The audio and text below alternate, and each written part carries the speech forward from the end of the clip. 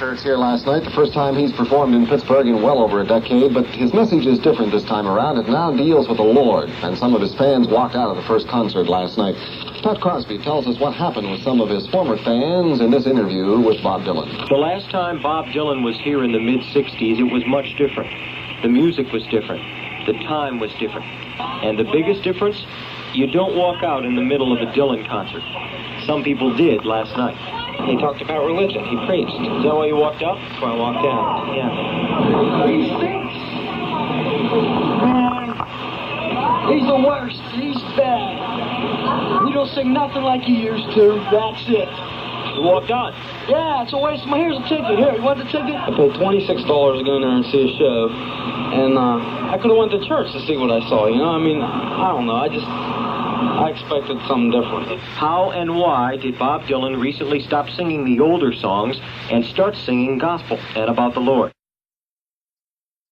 They think that, let me quote here, your cause célèbre is a repressive and reactionary ideology. And I just wanted a response to their comments from you. Who is this again? Okay, my name is Bruce Hyman, H-E-I-M-A-N, and I'm with KMGX Radio here in Tucson. Uh-huh. Okay, and we got a press release from the Tucson chapter of the American Atheists. Right. And they said in response to your recent embrace of the born-again Christian movement, they plan to leaflet your upcoming concert. They say, recognizing the need to inform those in attendance that the new Dylan cause célèbre is a repressive and reactionary ideology, local members intend to attract attention to the contradictions between the previous content of your art form and the message which your songs now expound. Uh-huh. I still don't quite grasp what you're saying or who's saying it or... Okay, it's the American Atheists here in Tucson. Is this a group? Yeah. Actually, the American Atheists is a worldwide group headed up by Madeline Mary O'Hare. Oh, I see. Okay, if that helps you out. And they have a chapter here in Tucson. I've heard of her. And I think basically what they're talking about is your stand in the past and the type of music you played with the message you tried to get across, and the music you're playing today and the different message you're trying to get across. Yeah, well, whatever the old message was, the Bible says all things have become new, old things have passed away. I guess this group doesn't believe that. Or what is it? What is it exactly that they're protesting? Well, I think what they're against, there's another statement that they make. It says that... They're against the doctrine of Jesus Christ, or that he died on the cross, or that man is born into sin. Just what exactly are they protesting? Well, the atheists are against any sort of religion, be it Christianity, be it... Well, Christ is no religion. We're not talking about religion. Jesus Christ is the way, the truth, and the life. Okay, there's another statement they made that maybe you could would shed some light on this. They said that they would like to remind Dylan fans and audiences that one's right to say something does not per se lend any validity to the statement. So in essence what they're saying is that you have followers who are going to be at the concert and are going to listen to the message of your music. Right. I follow God. So if my followers are following me, indirectly they're going to be following God too, because I don't sing any song which hasn't been given to me by the Lord to sing. Okay, so I think that was one thing that they were concerned about. Do you have any idea what they mean? See, they believe that all religion is repressive and reactionary ideology. Religion is repressive to a certain degree. I mean, religion is another form of bondage which man invents to get himself to God. But that's why Christ came. Christ didn't preach religion. He preached the truth and the way and the life. He said he come to give life and life more abundantly. He's talking about life. Okay, they say not necessarily religion. They say that your songs now expound passive acceptance of one's fate. Do you agree with that? And I'm not exactly sure what they mean by that. Well, I'm not exactly sure what they mean by that either. But I don't feel that is true. But I'm not quite sure what that means. Passive resistance to man's fate. What is man's fate? I don't know. You know, these aren't my ideologies. These are just a group of atheists. And in the past... Well, this ideology isn't my ideology either. my ideology now would be coming out of the scripture, you see. So I didn't invent these things. These things have been just shown to me, and I'll stand on that faith that they are true. I believe they're true. I know they're true. Okay, do you feel that the message of your music has changed over the years from music which talked about war to music that now talks about Christianity? No, there's going to be war. There's always war and rumors of war. And Bible talks about a war coming up, which will be a war to end all wars. The spirit of the atheist will not prevail.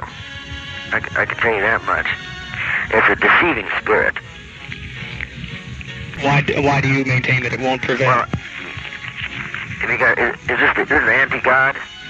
Is an atheist anti-God? An atheist is... I'm trying to think. When I interviewed Madeline Mary O'Hare just a couple of weeks ago, and she says that it is anti-religion, anti-God. I think that she was saying that anyone who believes in a supreme being is, to use her word, is stupid. So they are against anything to do with religion.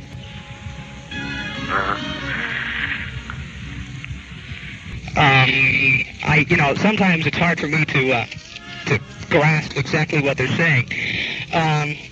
They say that... a religion which says you have to do certain things to get to God, they're probably talking about that type of religion, which is a religion which is by works. You can enter into the kingdom by what you do, what you wear, what you say, how many times a day you may pray, how many good deeds you may do. If that's what they mean by religion, well, that type of religion will not get you into the kingdom. Okay, that's true. Okay. However, there is a master creator and supreme being in the universe. All right, now, in another one of their statements, they say, for years, Dylan cried out against the masters of war and the power elite. The new Dylan now proclaims that we must serve a new master, a master whose nebulous origins were ignorance, foolishness, stupidity, and blind faith. The Dylan who inspired us to look beyond banal textbooks and accepted ideologies now implores us to turn inward to the pages of the Holy Bible, a book filled with contradictions, inaccuracies, outrages, and absurdities. Now, this is what they are saying. They say the Bible says the fool has said in his heart there is no God. Okay, they're saying, I think, in essence, that the movement is a fraud and evasion. Well, I don't know that movement. Which movement they're talking about? The atheist movement? No, the Jesus movement. Oh. Well, it isn't a fraud. There's nothing fraudulent about it. It's all true. It always has been true. It is true. It will be true. Okay, they say that they're calling upon your admirers, the people who support you, who will attend your concerts, to go on and appreciate your art form, but to avoid the psychological and social pitfalls. Now, this is their words, of being victimized by your newfound religionist fantasy. Well, they can't do that. They should know about fantasy more than I. But they can't do that. You can't separate the words from the music. I know people try to do that, but they can't do it. It's like separating the foot from the knee, or the... You're saying that it's all one. It is all one. Okay.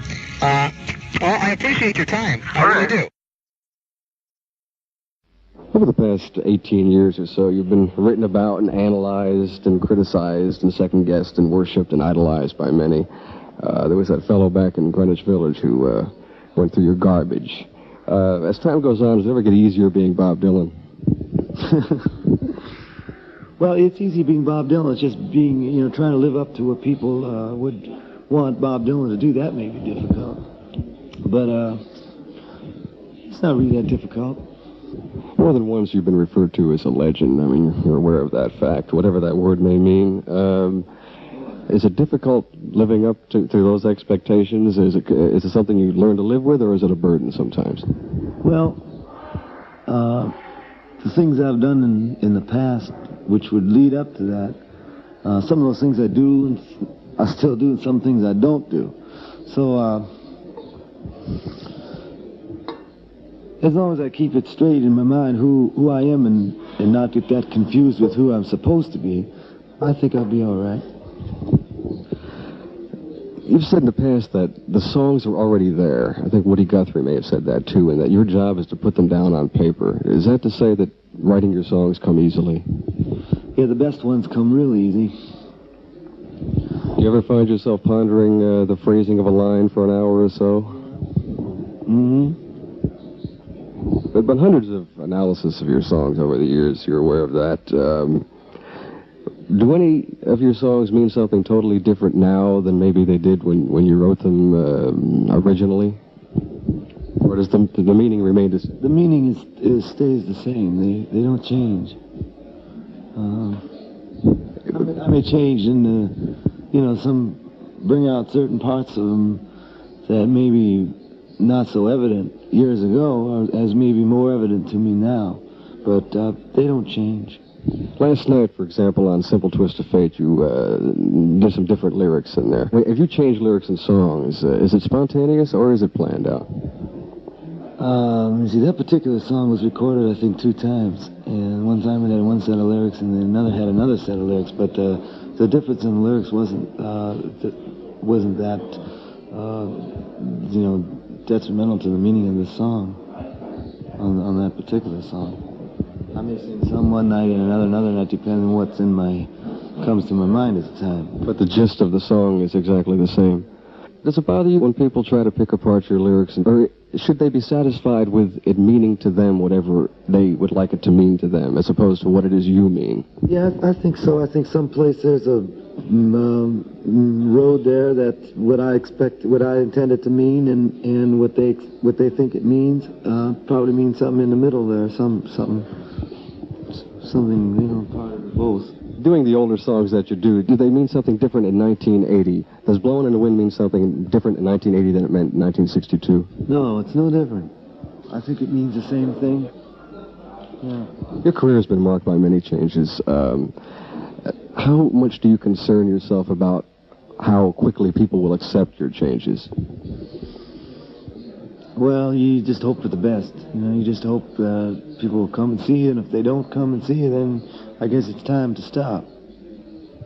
Some critics have not been kind as a result of the past 2 albums because of the religious content. Does that surprise you? Well, for example, they have said, some have said that you're proselytizing. Is Jesus Christ the answer for all of us in your mind? Yeah, that's. I would say that.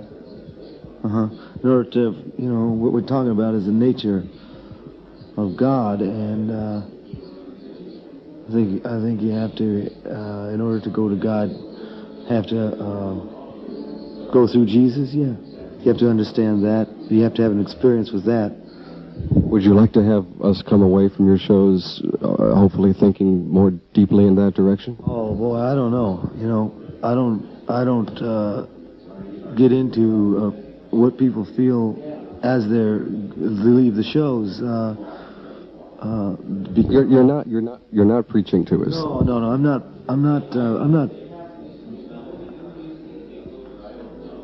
I could do a little bit of this and a little bit of that, but right now I'm just content to play these shows. I don't have. This is a stage show we're doing. It's not a salvation ceremony. So first saw you on the Les Crane show back in, it must have been 1964 or so. You did Baby Blue and It's All Right, Mom.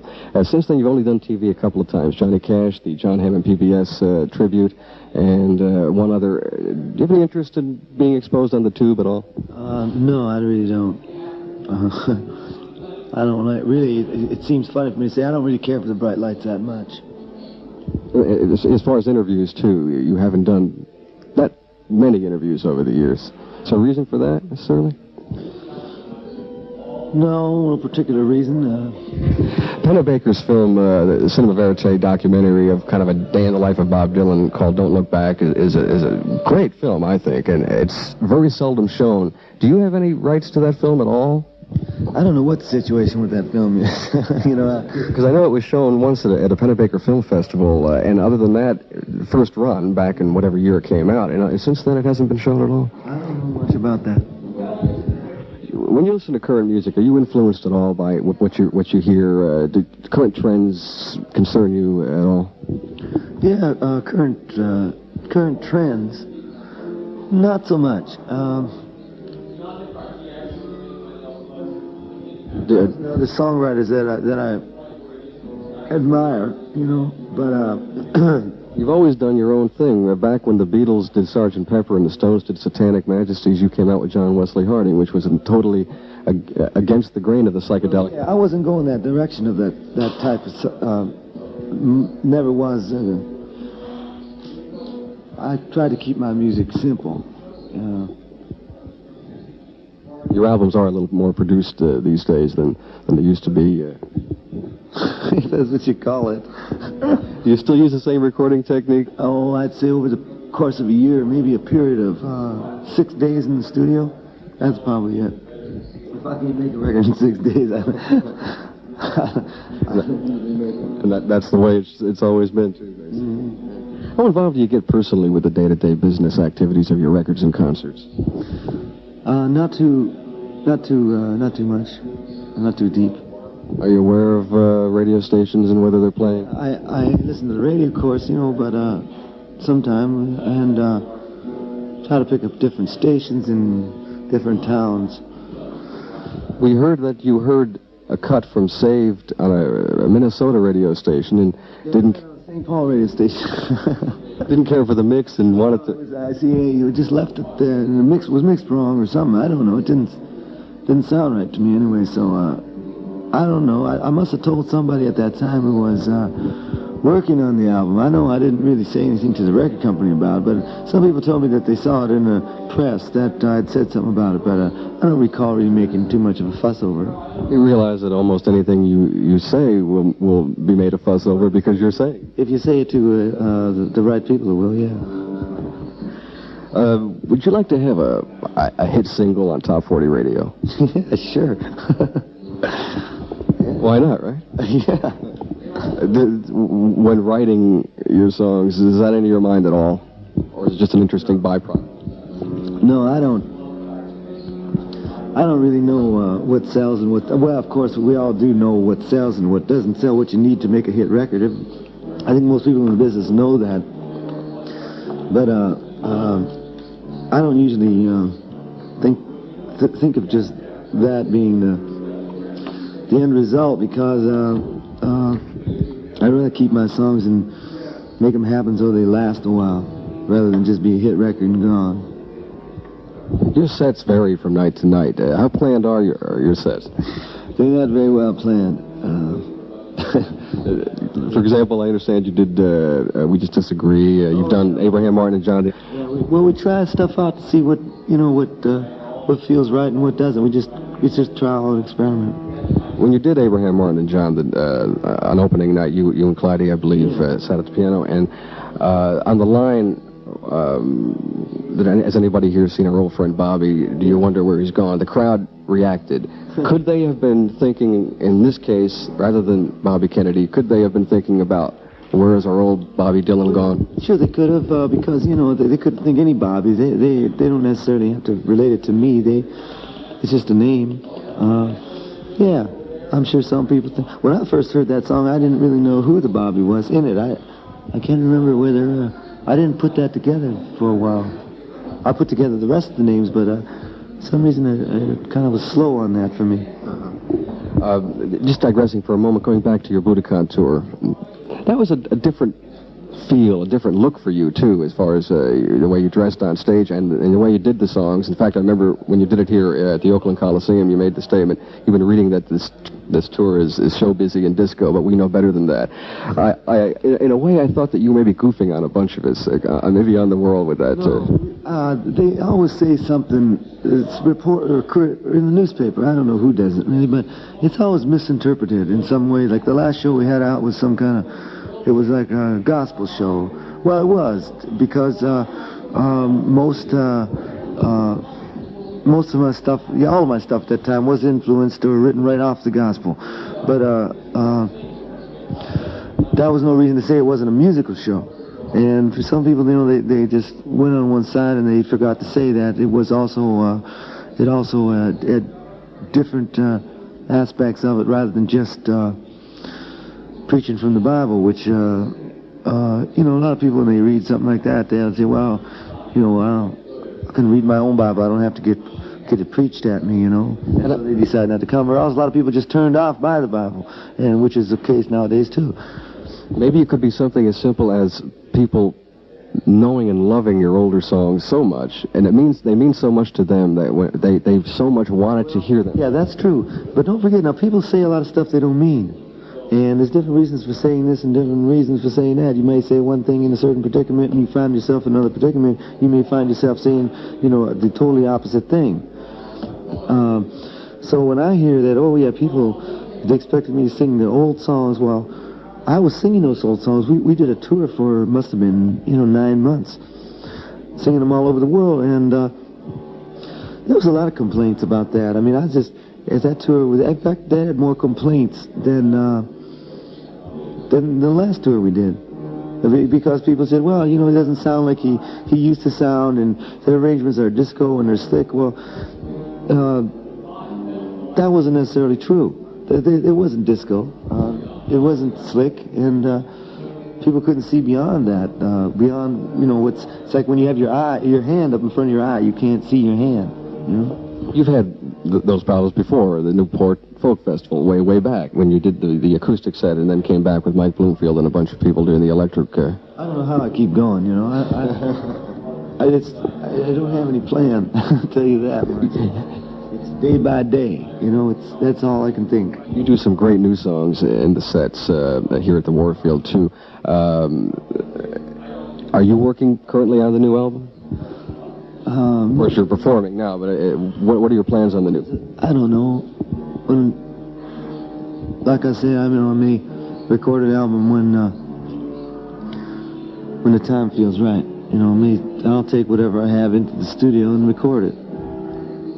Financially, you could have retired 10 years ago.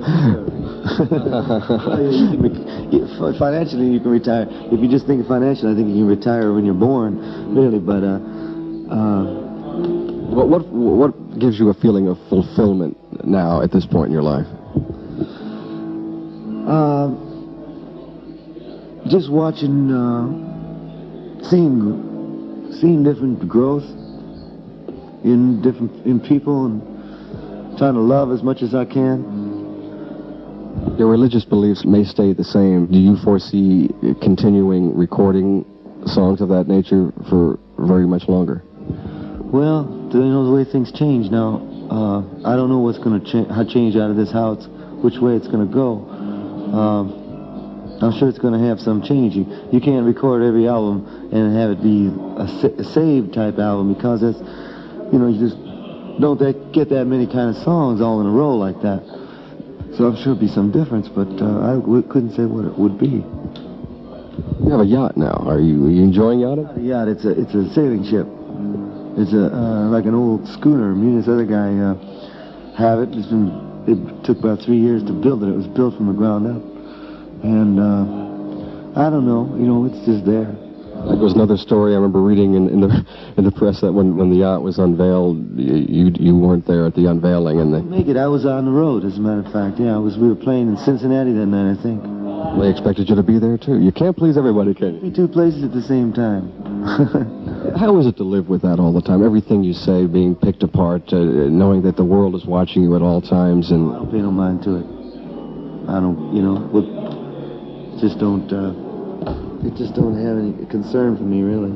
What's in the future for you that you can talk about? Well, we're just going to play these shows, and, I'll be doing different things, we'll probably go around the world in one of these years again. Just for pleasure, not performing? No, we'll probably be going to perform and for pleasure. I like to mix business with pleasure. You're on the road a lot, aren't you? Yeah, well, half the year. That's not, some people on more, some people on less, but about half the year. Bob, thank you very, very much. I certainly appreciated it, and I've been looking forward to this for a long time. Yes, speaking. Oh, Bill, this is Bob. Hi, Bob. How are you? Okay. How the show's going on a tour so far? How do you feel about it?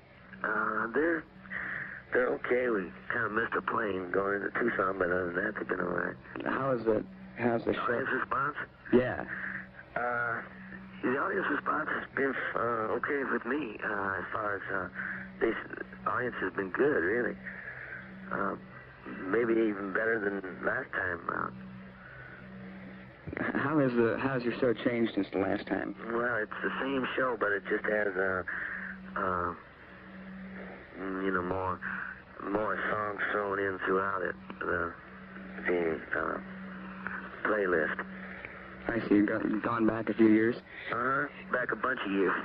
It seemed to me that I read that you had decided not to do any of those old songs anymore. Was that true, or was that? Yeah, it was for. It was last time we went out on the road. I was only doing the songs from Slow Train Coming and Saved, which hadn't been recorded at the time. Right. It seemed to be what I needed to do at the time. I remember your the ad campaign that preceded your last tour, in which people discussed. It was a kind of a man on the street thing, and people discussed their reactions to. Oh yeah. It seems like your career has been that kind of a situation all along. When you went electric, I mean, there were people that were real upset about it. And yeah. Do you see any kind of parallel between that kind of reaction and having to deal with the audience and here as opposed to, say, Forest Hills and 65?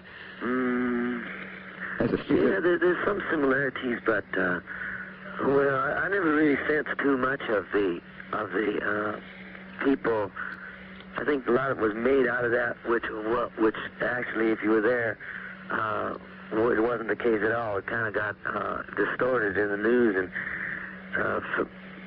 like that Newport Folk Festival, when we were playing at that time, there really wasn't a whole lot of booing, or there was some, but if you talk to people who were there at the time, they'll tell you a different story than the legendary thing that has gone down. Yeah, that you left the stage and there were some flying definite sound problems, things which never got into the news. There were a lot of different elements which you can say, oh yeah, well he got booed, and just leave it like that. But it was a little more complicated than that. Forest Hills, I don't know what that was all about. I know there was people running on the stage, and there were people on the stage running to get them off the stage, but you just get oblivious to all that kind of stuff after a period of time. You just don't even see it anymore. It's just whatever happens is happening out there. You can see it, but it doesn't seem to register really. I've played in front of 200,000 people and have seen all kinds of things which, happening right before my eyes, and that many thousands of people are doing. They can't see it because they're all in the crowd, but if you're up on the stage, you can look out and you see all sorts of things going on. And it's just, the way people behave, I guess, We'd say that maybe that the legendary furor that was raised at that time was really more figment of some journalists' imaginations? No, it wasn't a figment of anybody's journalism. It happened. What they reported happened to be happening did happen, but sometimes, they might just exploit one side of it rather than the other. Like, I've never really looked at this as being my career. I don't really consider it a job. It's my life. I just play guitar, and I like to do that kind of thing. And that when people don't want when they don't want to hear it from me anymore, they just, they won't show up, and I'll know that I'll be just as happy doing something else. Well, 20 years is quite a while to have messed around with the hobby and made a good living in it. Yeah, I've never looked at it as a hobby, though. It's never been a hobby for me. It's always been very important. It's always been everything but a hobby, really. It's been, how it is when you're coming up. If you have a guitar, you can always eat and find love and all those important things in life which we're all looking for, And that's all it's ever been to me. It's just been a way to get around, and it pulled me out of God knows what it would have pulled me out of. I don't know what I've been doing. I guess working in the mines or something like that, Yeah, up in Minnesota. Yeah, but it's just allowed me to get out of there. and I'm still doing it because people still come to the shows. If they don't come to the shows, I can't really say that I'd be just as happy doing something else because I don't know what that something else would be.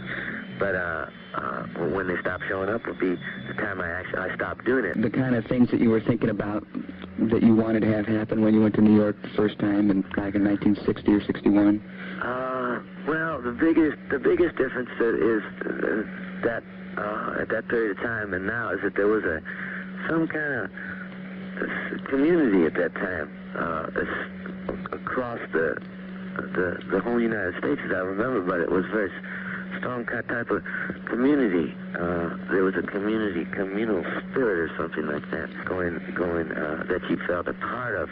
Whereas I don't know if that exists in that way today.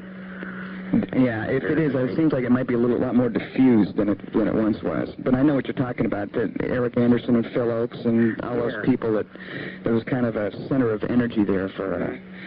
There were just a lot of people there who would come from different places, just like I had, and met up in New York. There were just all kinds of people. And then, of course, same thing was happening in Europe at that time, too, because I'd been there a few times, and there were the same type of people and doing the same type of things.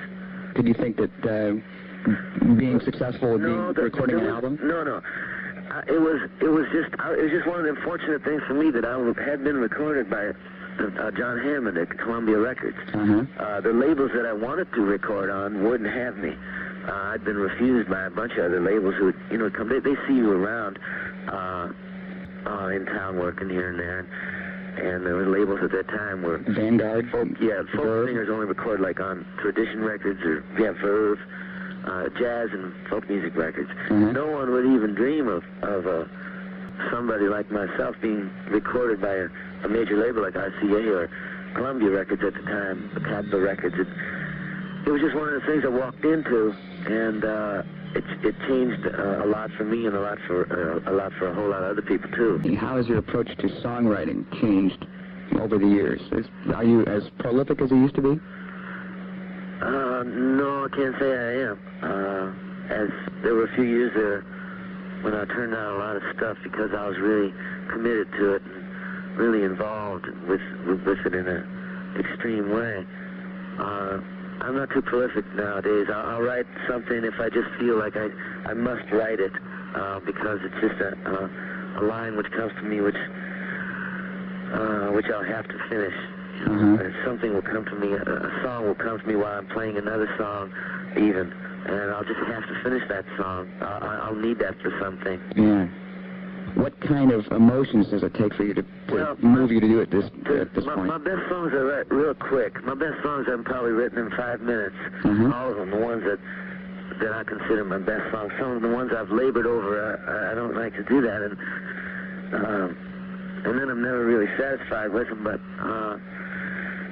my best songs, they come real fast, and I'll just be playing them, and then they'll just all be there, and I'll just have to get them down on a paper or something. I hope I can memorize it if I don't have a pencil. Do you have any favorite songs or any favorite albums that you would like to be remembered by? I hardly ever listen to my albums. I never hear them. Once they're made, I seldom ever come across them anymore. I never keep them in the house. I don't like to hear them, but, I just don't listen to them. But before they're made, I listen to them a lot. And I'm kind of not in touch with a whole bunch of ones from the early years because there's so many, and the songs I remember off of them are the ones that I sing in the shows. If somebody was to call out, sometimes people have called out for certain songs, and I've had to, sometimes I haven't remembered the words to them, Yeah, I could see that would be a problem. How do you see your role in, say, in the lives of somebody who is 30 years old, and the first music they listen to is you? My thing, what I do, is a development of all the styles I've ever heard in my life. And it's always been that way. And it's just I still play just the same old way that I ever have. I haven't really managed managed to come up with any real tricky things, or it's basically very simple. It's just a combination of a couple of different kinds of music. And I've always wanted to tell people, you know, hey, whatever you're listening to in my music, or whatever you're hearing, here's where I got it from. You can put it all together yourself. Well, it hasn't all been musical because some of it's been, some different poets in the old days did really catch my attention, you know, and there's certain other different writers. There were so many people back then that it was all going by so fast too that I managed to get free in a time when I was as surprised as anybody else was. You know, it was like I was doing one thing, and then this would lead me into another thing so fast that the old thing hadn't gotten to be a chance to be even digested yet. I see. You know, and it all happened real quick, and all of a sudden I was doing things that no one had ever done before, and I knew it. I mean, when we were doing those albums, I knew no one had ever done them kind of things before, and it was too much to even comprehend. It was, you know, I couldn't handle it actually. When I was working, I was touring most of the time and living in hotels the other part of the time and making records the rest of the time, and it all become rather a blur. Yeah, just real fast. You know, it's just going by so quickly. And I've as far as the people that wanted to associate me with any kind of movement, I think they were just kind of, I don't know where that kind of talk came from. I mean, singers never were part of any kind of movement. They never were the spokesman. I mean, anybody knows that who was back then. I used to go to all kinds of, you know, meetings and things like that, or organizations, or different, you know, when you'll sing anywhere, you know what I mean? Yeah. When you're starting out, if somebody says, come sing here, come sing there, well, you go there and you'll sing there, and you may get a place to stay, or somebody will feed you. That's the way it was back then. You know, and there was never a whole lot of money to be made out of music. Like nowadays, kid buys a guitar and right away he'll think, I mean, I know young kids that do that. They'll think that's the way they're gonna earn their living. Yeah. And I was trying to tell them that ain't the way. You know, but very few people ever get to earn their living. And if you can earn your living playing your music, well, even that, you could just leave it right there and call yourself successful because there's so many people that can't. Yeah. The people that wanted to put me in front of any kind of politic game, well, those people were just irresponsible. They were just looking for somebody to take a fall. You know, someone who they could point to and hold up as some kind of a leader. You know, powerful people remain always behind the scenes. Yeah. You know, so everybody's looking for somebody to put up there. And no, I never was, you know, into being up there as any kind of spokesman. I don't know nothing about politics. You know, if I'd come up with any kind of ideas or something, I would have run for Congress or something. I'll be bringing the same band that I've been working with for the past 2 years, about 2 or 3 years. You'll be at Earl's Court, which is where you were last time. Right. Were you surprised last time by the friendly response? It's sometimes the response is less than friendly, and sometimes it's friendly, but over the years you just kind of get used to any kind of response. I know that recently in the States you've been performing a lot of your inspirational material. Will you be doing that in London? I'll be doing some of it. Most of the stuff comes from all the albums, and then we just finished an album, so we'll be including some new songs too. The name of the new album is Shot of Love. Does that continue in the inspirational vein? Well, you kind of have to decide that for yourself. It's different than the last. It's different than Saved, and it's different than Slow Train. And, well, it sounds old, but it's new. Does it feature any of your recent players like Barry Beckett? No, I didn't do this one down in Muscle Shoals. We did it in California. So Barry's not on this one. This is just my usual band. Actually, Ronnie Wood played on one song. So did Ringo. I received some very exciting mail on the last couple of albums because some people who shared your sense of what might be called ministry or message were very excited that you were with them on it, and other people had thought, well, what is Bob doing now? Yeah, I don't know. Sometimes it takes the old albums don't really mean something to some people until they hear the new one. And in retrospect, they go back and hear something else from the past, and it'll seem like it takes the steps that leads up to the new one. I think this new album we did is for me, I think the most explosive album I've ever done. Even going back to Blonde on Blonde or Freewheeling or any of those, Bring It All Back Home or Highway 61 or wherever they were. I think this one is, for its time right now, will be perceived in the same way. I mean, I may be totally wrong in saying that, but I feel that same way about this album as I did about when we recorded Bring It All Back Home. It was like a breakthrough point. It's the kind of music I've been striving to make, and I believe that in time people will see that. It's hard to explain it. It's that indefinable thing, that people can write about, but kid, you can only write about it and around it. You can't really take charge over it because it is what it is. You can't really expound on it. It itself is the beginning and the end of what it is. In Blood on the Tracks, which was another of my favorite albums, you were speaking right from the heart. Is that the kind of feeling you have lyrically on this album? Well, no, that was a different sort of thing. That was a breakthrough album for me, too, in another sense of lyrics. I'd done things I'd never done before. This is just a different sort of thing. It's like the thing I've always wanted to do.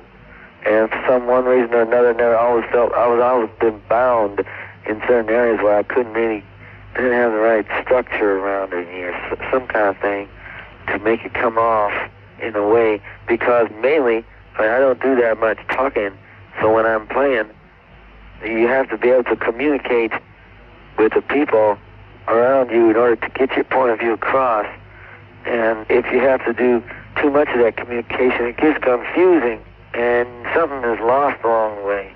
And this time that didn't happen. Everybody's pretty much together. Do you feel then that you now have accomplished what you want to as an artist? Or? I think so. I think the next album I do, I don't have to do no more. I think I can do instrumental album now. You think so? Yeah. I've come as far as there is to come, and now I'm going to start just doing instrumentals. Are you finding at the moment inspiration from any other artists, as I think you probably found from Dire Straits a couple of years ago? Oh, yeah. I just spoke with Mark recently. I was like Gordon Lightfoot. Recently here, Bruce Springsteen's gone down very well. Do you like him? Yeah. Bruce is a very, very talented guy. Did you know that Bruce has included This Land Is Your Land in his concert program? Oh, he has? Yes. Oh, that's amazing. That's good. Well, maybe he'll start doing Blowing in the Wind. Maybe he'll do an album of Bob Dylan songs. Well, funnily enough, I heard on the radio recently Manfred Mann's version of With God on Our Side. Yeah. And I thought that in this current atmosphere where there's so much talk about nuclear disarmament and the talks, missile talks, particularly in Europe, where it's a great concern at the moment, that these songs of yours from the early albums about the nuclear disarmament situation take on a new timeliness. Do you ever think about that? No, not really, but it doesn't surprise me. I thought they were timely then, and just as sure they're timely now. Well, we just started playing in Chicago, We've been off the road for about 6 months. And how is it looking? Basically, it's about the same, actually. It's the crowds are a little bigger. This time we're playing outdoors. We haven't played outdoors in a few years, so that changes the atmosphere some. Summer nights just kind of hang in the air. It gets kind of sticky and kind of humid much quicker than it does indoors. Right. Well, it's 3 years since you were here in London, and you played the devastating concerts at Earl's Court and also down at Blackbush. Great. Are you looking forward to coming back to London? Oh, sure. It seems like they appreciate different things in Europe than they do here. Here they take a lot of things for granted. We've been playing some new songs that nobody's ever heard before.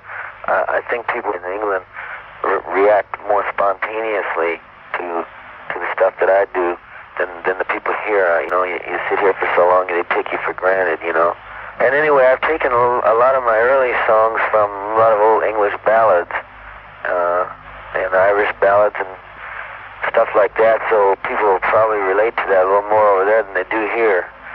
Here, I'm not really sure if people are aware of where songs like Masters of War, Girl from the North Country, where those songs really originate and come from. What was particularly exciting when you played Earl's Court last time was, I think, a lot of us who've followed your music and been with you over the years, we were perhaps a little worried whether you'd be playing the old songs when you came last time, and you came in with those tremendous new arrangements. Were you at all nervous about whether people would accept the old songs in new arrangements? They did in Europe and in England. They accepted them. They didn't much accept them here, and they called them, I think at that time they were saying, no, Dylan's on a new wave or a disco kick or something like that, but over there they seem to, I didn't think of my songs as disco, or they seemed to apply meaning to them which I'd never intended, and I didn't find that to be true over there. Does that mean that when you started this tour that you're now doing in America, that you've avoided doing rearrangements of the old songs? Well, I wouldn't call them rearrangements of the old songs. I think they're really more true to their character now. The band with me now is I think the best band I've ever had. Everybody seems to understand my music more than any band I've ever had. Usually I've put together bands and wouldn't be together otherwise. But this time it seemed like this band is just born to be together with me. Is there anybody who was in the band that you brought over last time who will be coming with you this time? Well, there's just one girl. That's Carolyn Dennis. She's a really fine singer. She's been with me for about 3 or 4 years. She's the only one, I think, that's been with me. Most everybody else is new this time over, but I'm sure that you'll... What's happened since you were here last is you've released the 2 albums which really testified to your Christian faith. Are we going to hear more of those songs in your set now? No, you won't be hearing any more of those songs, but what happens, over a period of time is all the songs become old songs. And we just finished a new album, and I think it's really good. We just finished that in the last month, and it's supposed to be ready for release now. And we'll be playing some stuff off that album too. And then things that go back as far as Blowing in the Wind. I try to do as many songs as I can from just all kinds of periods of time. Is this new album something you've done with Jerry Wexler and Barry Beckett again? No, I did it by myself this time. Me and another guy named Chuck Plotkin. I got tired of making records, sort of, that kind of didn't come out the way I planned it to be, but this time, this album sounds pretty much the way I hear my music and intend it to be. I think you'll like it. Well, I certainly look forward to it. Did you have any nervousness about coming here after that gap the previous time? Well, yeah, maybe so. Maybe I did have a little bit of nervousness, but you always do it. Usually the reception makes me nervous more than the actual performances. I don't get too nervous during the performances, but all the attention and all the media, and all that makes me kind of nervous. When you come in on the airport and there's photographers and people ask you questions, and that kind of makes me nervous. A lot of people listening to you, Bob, would probably be very surprised to hear you say that after what is 20 years of making music before people, that you're still nervous in front of the attention the media gives you. I don't know. I really don't. It just makes me nervous. I just feel like people put me in a position that I didn't really strive to be in. I like to perform. I like to play. But all the rest of it just kind of confuses me sometimes. I'm kind of camera shy anyway. I never did like to have my picture taken. You don't seem to be microphone shy, though. You're talking into this telephone very freely. Well, that's a different thing, because you can't see me. Well, I certainly look forward to seeing you. What do you think the chances would be of you perhaps coming to see us at Capital Radio when you're in London? Oh, well, I don't know. It depends if we have the time, Maybe you'll come backstage at one of the shows or something. I'll get a chance to meet you. Well, I would certainly like to do that very much. Okay, Tim, listen, I gotta catch the bus. Okay, well, I hope you have a good bus trip, and we'll look forward to seeing you over here in just a couple of weeks' time. Good luck with the rest of the tour on your side of the pond. Okay, thank you. Thank you. Bye. Bye. Hello, Bob? Yeah. Yeah. Where are you calling me from? I'm calling you from Detroit. Yeah, you are going to play there tonight? Tonight. Yeah. And how is the tour going? Oh, it's going pretty good. Yeah. And behind each one of your tours, there has always been a very strong spirit. I mean, you don't tour just to promote an album, behind each of your tours, there has been a very strong spirit. Which is the one of this tour of this year? Well, I usually tour, between albums.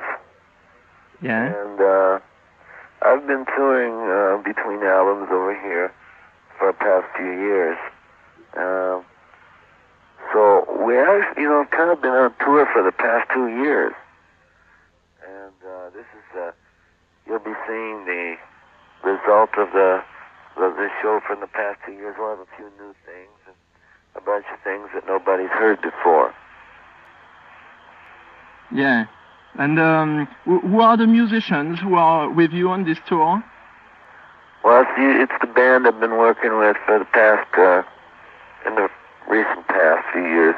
I got Jim Keltner playing drums and Tim Drummond who's playing bass guitar.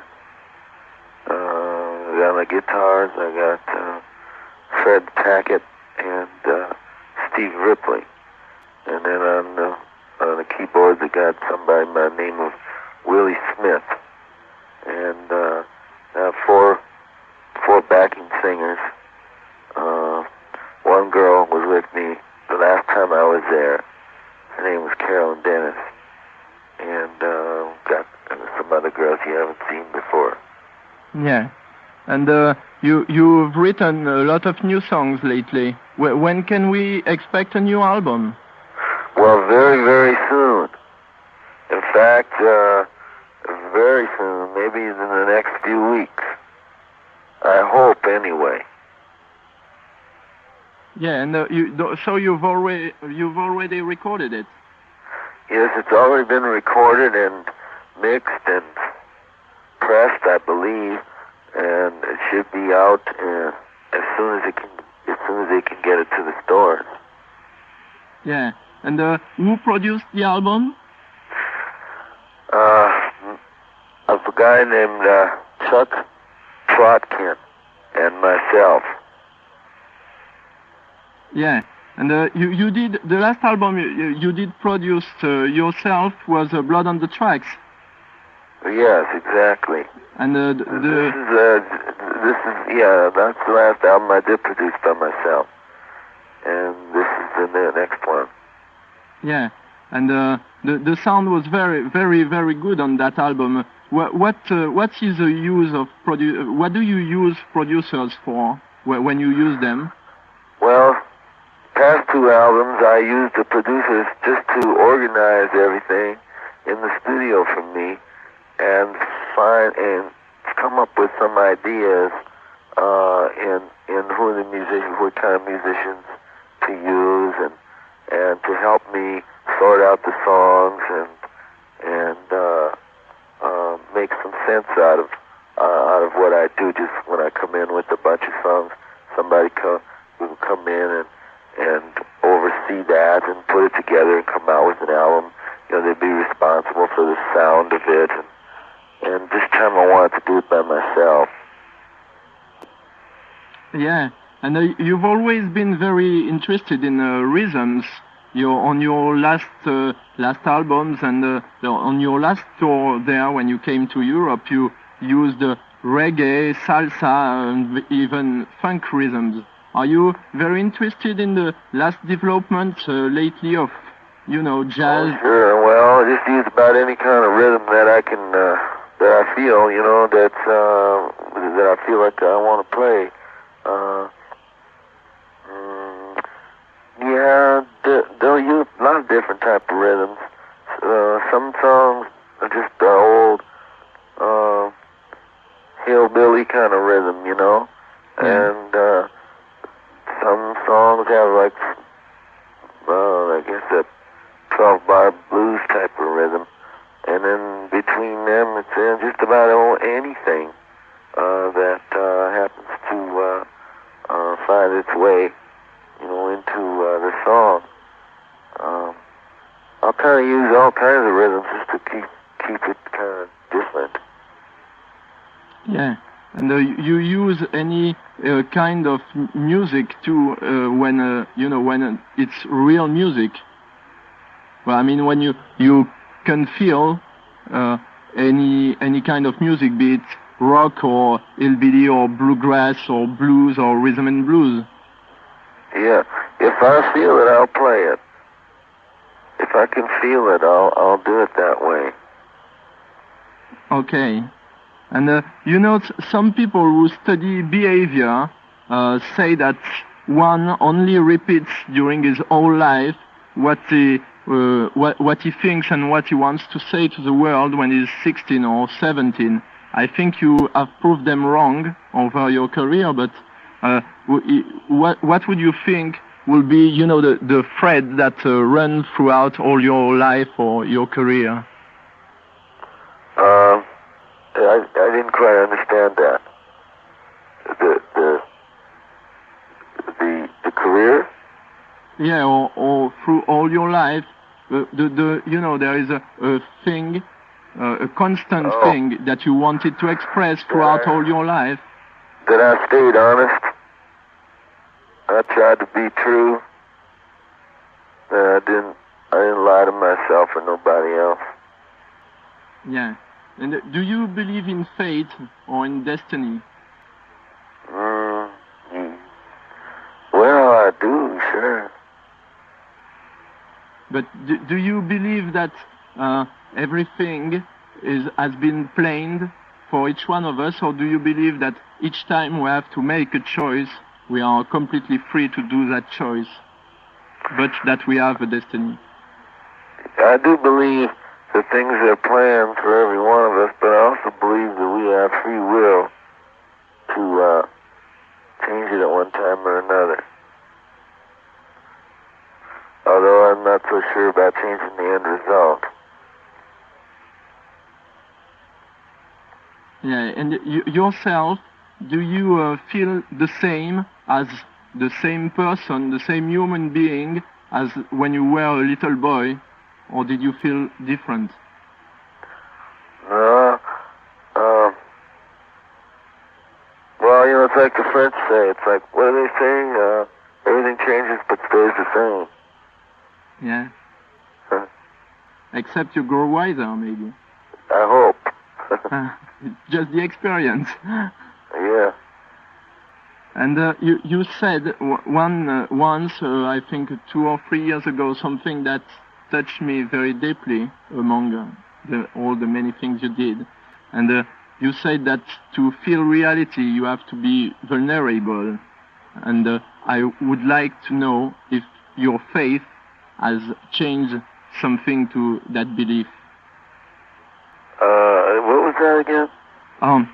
You said, you said that to feel reality, to be close to it, you have to be vulnerable. Vulnerable? Oh yeah, maybe it's the wrong word in English. You have to be touched, by everything in life every day. Uh-huh. You have to be. I believe that. Yeah, I do that. And you think that's, you don't feel stronger now? Or do you still feel that, you have to have a certain, level of sensitivity? Well,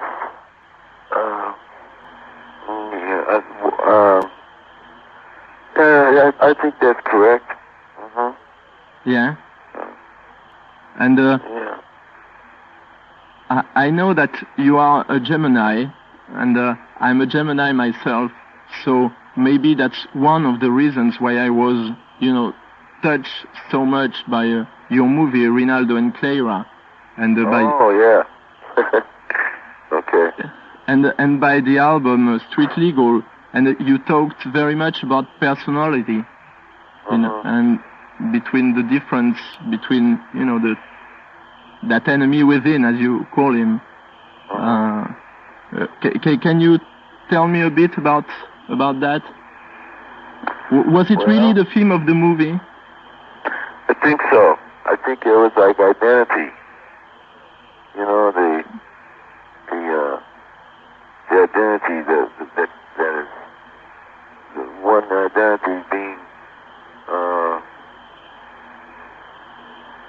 interwoven with the other identity. I think you'd say that about that. Yeah.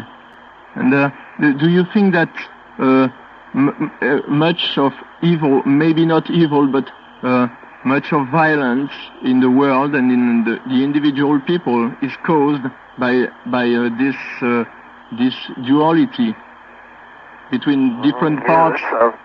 I do think that. Yeah. Sure, when one side takes over another side.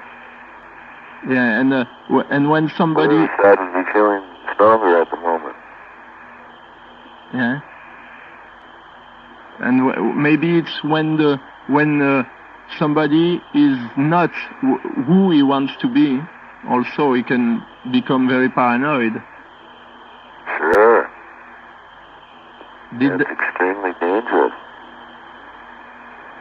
Did that ever happen to you? Oh, sure. Just about every day.